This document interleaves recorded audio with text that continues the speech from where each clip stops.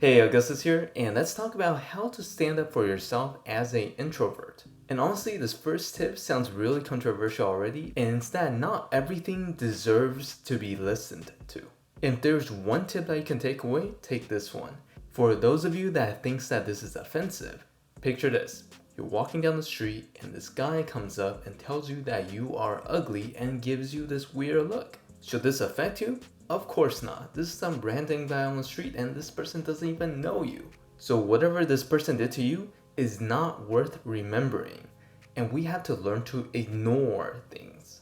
This is a really underrated skill, but personally I feel like we should talk about how to learn to ignore as a skill. Because when you ignore something, it doesn't really impact your self-esteem that much. You kind of just forget about it. Sometimes you have to ignore insults or people that are trying to break through your boundaries. Like the example.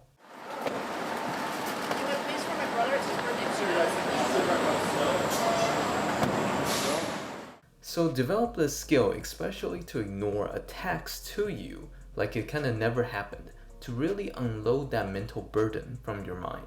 If you want more stuff like this, hit that like button so I will actually know. Now this next tip is actively talking back. You know how when we were little, we were taught to not to talk back to our parents and listen to our elders?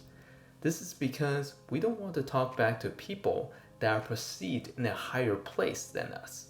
But this is very different when you're actually trying to stand up for yourself. When someone's physically or verbally attacking you, you have every right to defend yourself. If you're not talking back or resisting in any way, you're pretty much treating the person like they are higher status than you and allowing them to disrespect you. So you have to learn to talk back and be very comfortable with saying no. So let's see some examples. Is Ewan McGregor a vegetarian? No. Is Ewan McGregor a Rangers fan? No. Sorry. Don't say sorry. Don't do it if you're sorry. You know what I mean? Just by having these very simple no's can deter people from pushing you even further. You have to counter pressure with pressure. This next tip is more internal but is incredibly important. And this is you have to believe that you're actually a decent person.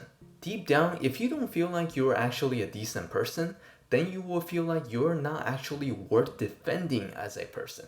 Think about this. Most people can't in good conscience actually try to defend a guilty criminal. So if you try to defend yourself when you're actually feeling guilty or that something's wrong with you, it's not going to work. Even if you have done something wrong, you as a person should not be treated as less than a person. So believe that and defend yourself like you're defending a good friend. Now this next tip is that you have to make them feel the consequences. If someone's being rude or being insulting towards you and you don't make them feel the consequences, it will happen again.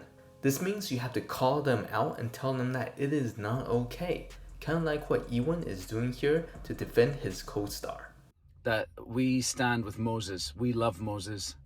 And if you're sending her bullying messages, you're no Star Wars fan in my mind. And the thing is, most people are nice and reasonable and you don't have to embarrass them. But for the small percentage of the population, they have to be able to feel the consequences in order for them to not do it again. If being only nice works, then we won't actually need laws, right? And on a similar note, to get someone to not disrespect you as a person, I've made a more in-depth video on respect, and you can check that out if you want to. Now this last tip has to do with stopping the attacks before it even happens.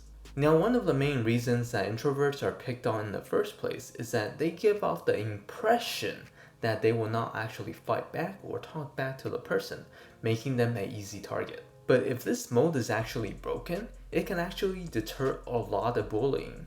And you can do this by having firm, regular interactions with other people.